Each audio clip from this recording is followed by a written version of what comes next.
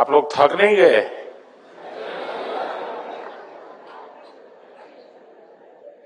दो दिन से यही कर रहे हैं तो अब क्या बहुत सुन सुन के थक नहीं जाओगे?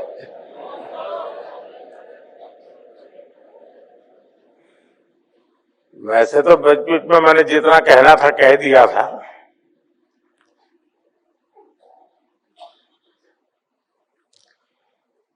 जब मैं पहली बार मुख्यमंत्री पद की शपथ ली थी तब मैं समझता हूं आप में से बहुत सारे युवा ऐसे होंगे जिनका जन्म भी नहीं हुआ होगा।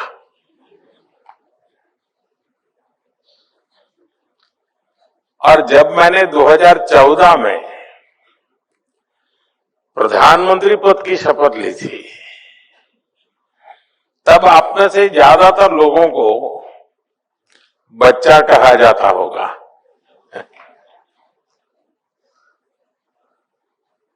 लेकिन पहले मुख्यमंत्री के रूप में और फिर अभी प्रधानमंत्री के रूप में मुझे हमेशा युवा पीढ़ी पर बहुत ज्यादा विश्वास रहा है।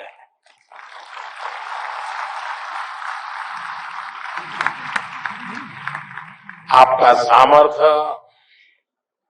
आपका टैलेंट, मैं हमेशा आपकी एनर्जी से खुद भी एनर्जी पाता रहा हूं। और आज देखिए, आज आप सभी विकसित भारत के लक्ष्य की बागडोर थामे हुए हैं। साथियों, साल 2047 में जब हमारी आजादी के 100 साल होंगे, वहां तक की यात्रा भारत के लिए भी अहम है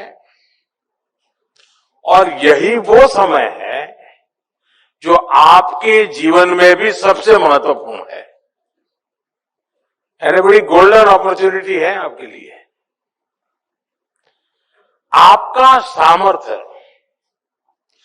भारत का सामर्थ्य बनेगा। आपकी सफलता भारत की सफलता को नई ऊंचाइयां जरूर देगी। मैं आप सभी को विकसित भारत यंग लीडर्स डायलॉग में सहभागिता के लिए बहुत बहुत बधाई देता हूं।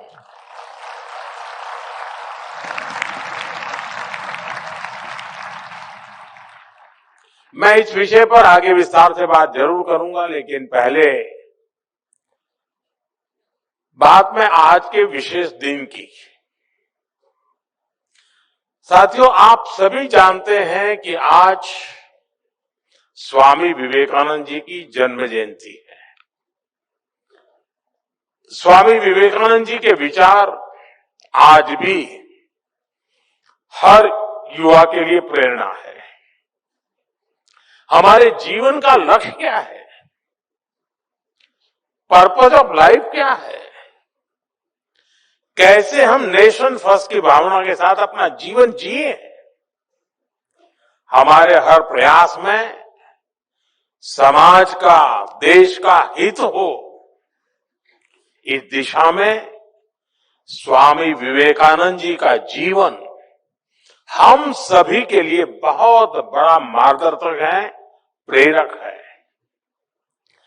स्वामी विवेकानंद का स्मरण करते हुए हर साल 12 जनवरी को हम राष्ट्रीय युवा दिवस मनाते हैं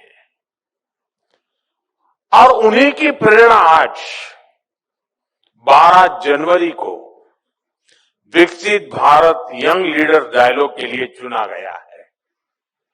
साथियों, मुझे खुशी है कि बहुत ही कम समय में विकसित भारत यंग लीडर्स डायलॉग इतना बड़ा प्लेटफॉर्म बन गया है।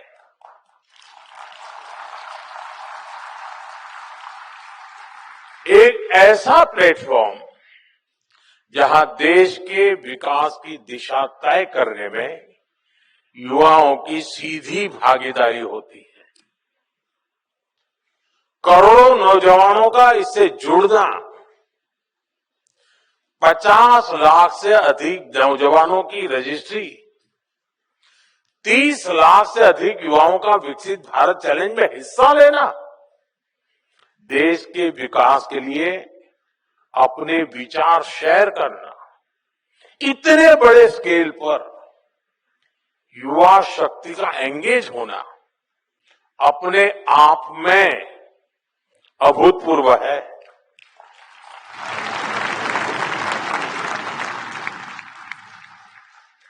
दुनिया के अनेक देशों में आमतौर पर थिंक टैंक, ये शब्द बहुत प्रचलित है, थिंक टैंक की चर्चा भी होती है और उस थिंक टैंक का प्रभाव भी बहुत होता है। वे एक प्रकार से ओपिनियन मेकर्स का एक समूह बन जाता है। लेकिन शायद आज जो मैंने प्रेजेंटेशन देखे और जिस प्रकार से चर्निंग होते होते आप लोगों ने यहां तक चीजें लाए हैं, मैं समझता हूं कि ये अपने आप में ये इवेंट इंस्टीट्यूशनलाइज तो हुआ है, एक अपने आप में दुनिया में अनोखी थिंक टैंक के रूप में उसने अपनी जगह बना ली।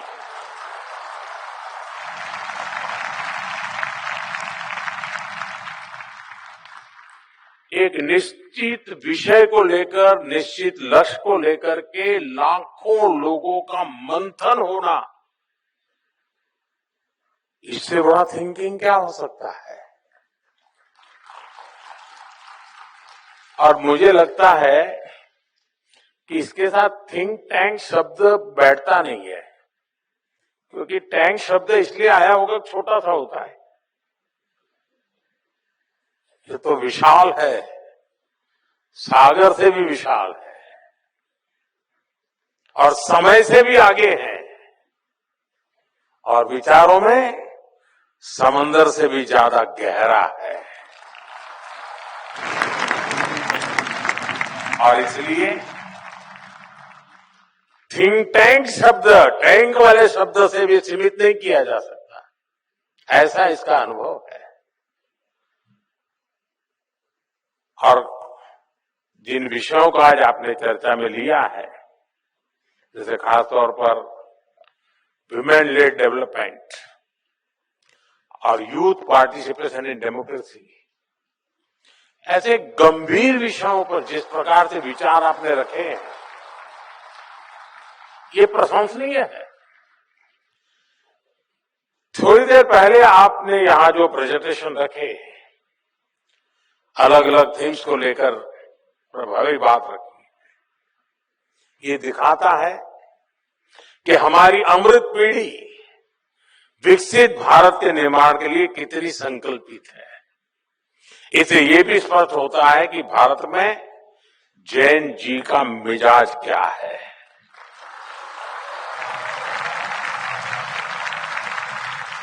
भारत का जैन जी कितनी क्रिएटिविटी से भरा हुआ है।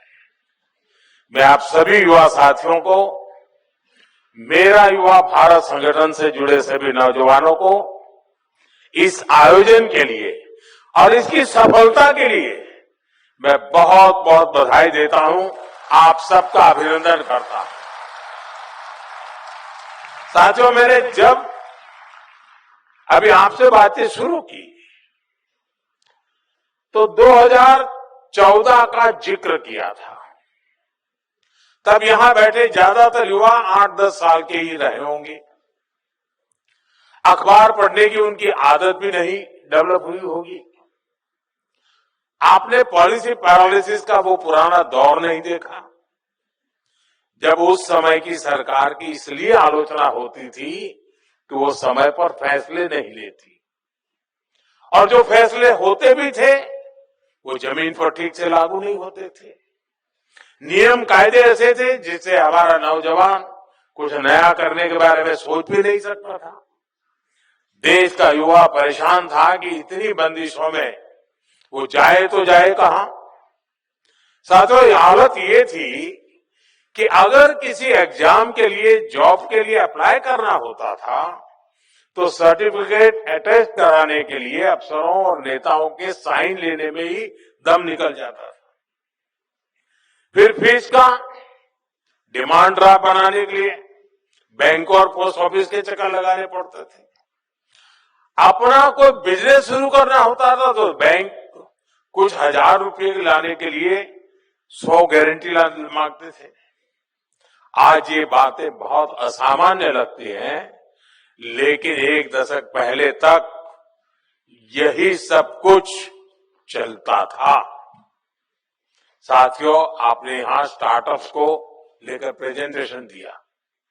मैं आपको स्टार्टअप इकोसिस्टम का ही उदाहरण देता हूं कि इसमें जो परिवर्तन होता है वो कैसे हुआ है। दुनिया में 50-60 साल पहले स्टार्टअप कल्चर शुरू हुआ, धीरे धीरे वो मेगा कॉरपोरेशन के युग में बदल गया। लेकिन इस पूरी जर्नी के दौरान भारत में स्टार्टअप्स के बारे में बहुत कम चर्चा होती थी। साल 2014 तक तो देश में 500 से भी कम रजिस्टर्ड स्टार्टअप हुआ करते थे। स्टार्टअप कल्चर के अभाव में हर क्षेत्र में सरकार का ही दखल आ भी रहा। हमारे युवा टैलेंट, उसका सामर्थ्य, उसे अपने पूरा करने का मौका नहीं मिला। साथियों, मुझे अपने देश के युवाओं पर भरोसा है, आपके सामर्थ्य पर भरोसा है, इसलिए हमने एक अलग राह चुनी। हमने युवाओं को ध्यान में रखते हुए एक के बाद एक नए स्कीम्स बनाई। यहीं से स्टार्टअप रिवॉल्यूशन ने भारत में असली गति पकड़ी। Ease of doing business reforms, startup India, digital India, funds of funds, tax और कंप्लायंस सिंप्लीफिकेशन, ऐसे अनेक इनिशिएटिव लिए गए। ऐसे सेक्टर जहां पहले सिर्फ सरकार की सब कुछ थी, सब कुछ उसी की चलती थी, उनको युवा इनोवेशन, युवा एंटरप्राइज के लिए ओपन किया गया। इसका जो प्रभाव हुआ वो भी एक अलग ही सक्सेस स्टोरी बन चुका है। साथियों, आप स्पेस सेक्टर को ही लीजिए। 5-6 साल पहले तक स्पेस सेक्टर को आगे बढ़ाने की जिम्मेदारी सिर्फ इसरो पर थी। हमने स्पेस को प्राइवेट एंटरप्राइज के लिए ओपन किया, इससे जुड़ी व्यवस्थाएं बनाई, संस्थाएं तैयार की और आज स्पेस सेक्टर में 300 से अधिक स्टार्टअप काम कर रहे हैं।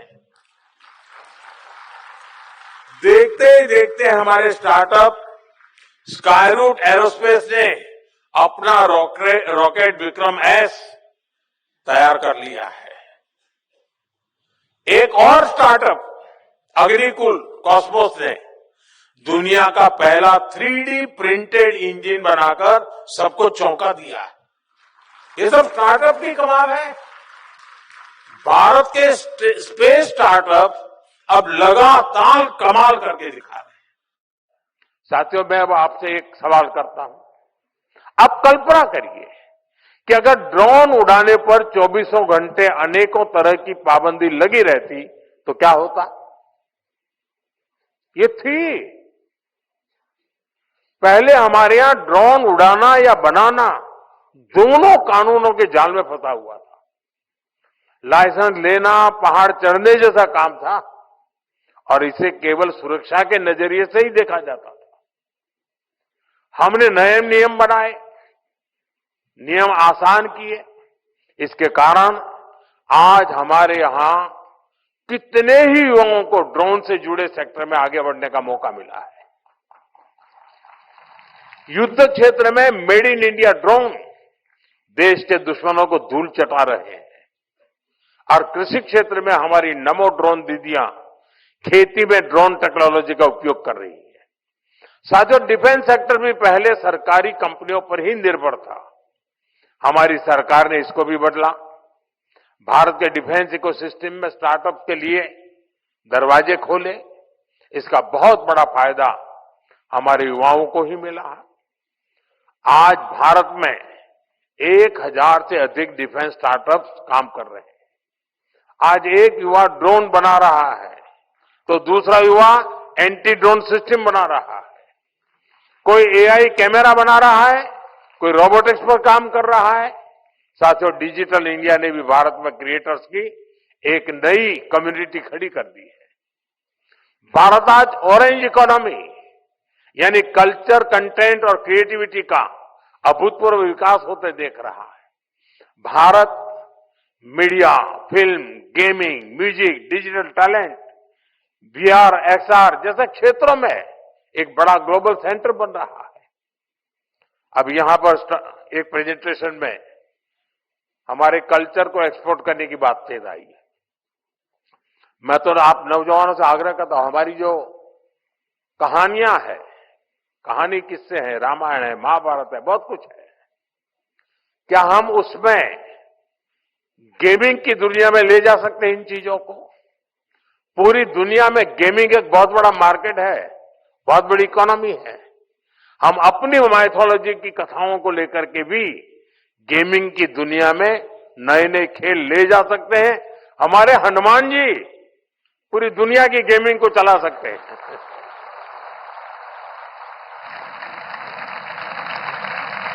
हमारा कल्चर भी एक्सपोर्ट हो जाएगा, आधुनिक रूप में हो जाएगा, टेक्नोलॉजी का उपयोग होगा। और आजकल भी मैं देख रहा हूं हमारे देश के कई स्टार्टअप हैं जो गेमिंग की दुनिया में बहुत बढ़िया भारत की बातें कह रहे हैं, और बच्चों को भी खेलते खेलते भारत को समझना सरल हो जाता है। साथियों, world audio visual and entertainment summit यानी वेव्स युवा क्रिएटर्स के लिए एक बहुत बड़ा लॉन्च पैड बन गई है। यानी सेक्टर कोई भी हो, आपके लिए आज भारत में अनंत संभावनाओं के द्वार खुल रहे हैं। इसलिए मेरा आज यहां इस आयोजन से जुड़े सभी युवाओं से, देश के युवाओं से आह्वान है, आप अपने आइडिया के साथ आगे बढ़िए, रिस्क लेने से पीछे मत हटिए। सरकार आपके साथ कंधे से कंधा मिलाकर चल रही है। साथियों, बीते दशक में बदलाव का, रिफॉर्म्स का जो सिलसिला आपने शुरू किया, वो अब रिफॉर्म एक्सप्रेस बन चुका है। और इन रिफॉर्म्स के केंद्र में आप है, हमारी युवा शक्ति है। जीएसटी में हुए नेक्स्ट जनरेशन रिफॉर्म से युवाओं और एंटरप्रेन्योर्स के लिए प्रोसेस और आसान हो गई है। अब 12 लाख रुपए तक की इनकम पर टैक्स जीरो हो गया है। इसे नई नौकरी वालों या नया बिजनेस शुरू करने वाले नौजवानों को उनके पास बहुत ज्यादा बचत होने की संभावना बढ़ गई है। साथियों, आप सभी जानते हैं, आज बिजली सिर्फ रोशनी का माध्यम नहीं है। आज AI, data centres, semiconductor, manufacturing, ऐसे हर इकोसिस्टम के लिए ज्यादा बिजली की जरूरत है। इसलिए आज भारत एश्योर्ड एनर्जी सुनिश्चित कर रहा है। सिविल न्यूक्लियर एनर्जी से जुड़ा रिफॉर्म यानी शांति एक्ट इसी लक्ष्य के साथ किया गया है। इससे न्यूक्लियर सेक्टर में तो हजारों नए जॉब्स पैदा होंगे ही, बाकी सेक्टर्स पर भी इसका मल्टीप्लायर इफेक्ट होने वाला है। साथियों, दुनिया के अलग अलग देशों की अपनी जरूरतें हैं, अपनी डिमांड है। वहां वर्कफोर्स लगातार घट रही है। हमारा प्रयास है कि भारत के युवा दुनिया भर में बन रहे अवसरों के लिए तैयार हो। इसलिए स्किल डेवलपमेंट से जुड़े सेक्टर्स में भी लगातार रिफॉर्म किया जाना चाहिए, और हम कर रहे हैं। नई नेशनल एजुकेशन पॉलिसी के बाद अब हायर एजुकेशन से जुड़े रेगुलेशन को रिफॉर्म किया जा रहा है। विदेशी यूनिवर्सिटीज भी अब भारत में अपने कैंपस खोल रही हैं। हाल में ही हजारों करोड़ रुपए के निवेश के साथ पीएम सेतु प्रोग्राम शुरू किया गया है। इससे हमारे हजारों आईटीआई अपग्रेड किए जाएंगे, ताकि युवाओं को इंडस्ट्री की वर्तमान और भविष्य की जरूरतों के हिसाब से ट्रेन किया जा सके। बीते समय में दुनिया के अलग अलग देशों के साथ भारत ने ट्रेड डील्स की है। ये भी भारत के युवाओं के लिए नए नए अवसर लेकर आ रही है। साथियों, कोई भी देश बिना आत्मविश्वास के आत्मनिर्भर नहीं हो सकता, विकसित नहीं हो सकता। और इसलिए अपने सामर्थ्य, अपनी विरासत, अपने साजो सामान पर गौरव का अभाव हमें खलता है। हमारे पास उसके प्रति एक कमिटमेंट चाहिए, गौरव का भाव होना चाहिए और हमें बड़ी मजबूती के साथ, गौरव के साथ मजबूत कदमों से आगे बढ़ना चाहिए। आपने ब्रिटिश राजनेता मैकाले के बारे में जरूर पढ़ा होगा। उसने गुलामी के कालखंड में शिक्षा तंत्र के माध्यम से भारतीयों की ऐसी पीढ़ी बनाने के लिए काम किया जो मानसिक रूप से गुलाम हो।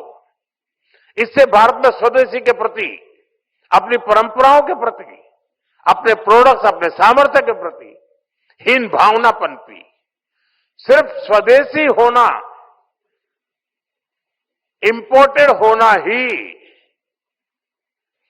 विदेशी होना और इंपोर्टेड होना, इसी को श्रेष्ठता की गारंटी मान लिया। अब ये कोई गले उतरने वाली चीज है क्या? हमें मिलकर गुलामी की इस मानसिकता को खत्म करना है। 10 साल बाद मैकाले के उस दुस्साहस को 200 वर्ष पूरे हो रहे हैं और ये पीढ़ी की जिम्मेवारी है कि 200 साल पहले का जो पाप है ना, वो धोने के लिए अभी 10 साल बचे हैं हमारे पास। और ये युवा पीढ़ी धो करके रहेगी, मुझे पूरा भरोसा है। और इसलिए देश के हर युवा को संकल्प लेकर इस मानसिकता से देश को बाहर निकालना है।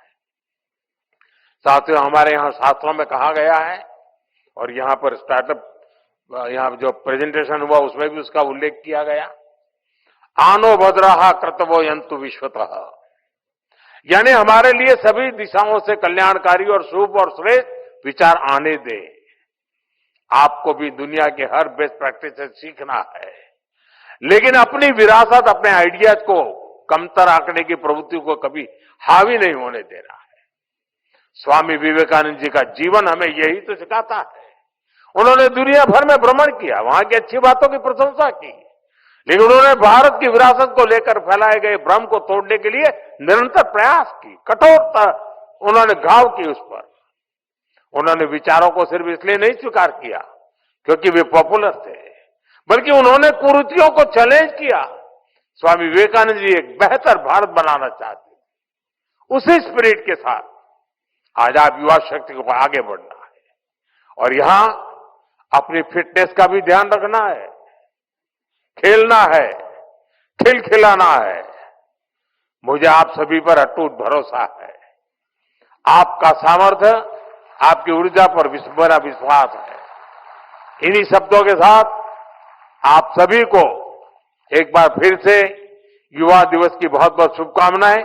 मैं एक और सुझाव देना चाहता हूं। ये जो हमारा डायलॉग का कार्यक्रम चल रहा है, क्या आप कभी योजना करके अपने स्टेट में स्टेट को विकसित बनाने के लिए डायलॉग, ये कार्यक्रम शुरू करें और थोड़े समय के बाद हम डिस्ट्रिक्ट को विकसित बनाने के लिए भी डायलॉग शुरू करें, इस दिशा में जाएंगे। लेकिन हर राज्य में एक कार्यक्रम राज्य के नौजवान मिलकर के, ताकि ये थिंक टैंक जिसको कहा गया, ये थिंक वेव बन जाएगा, ये दिशा में हम करें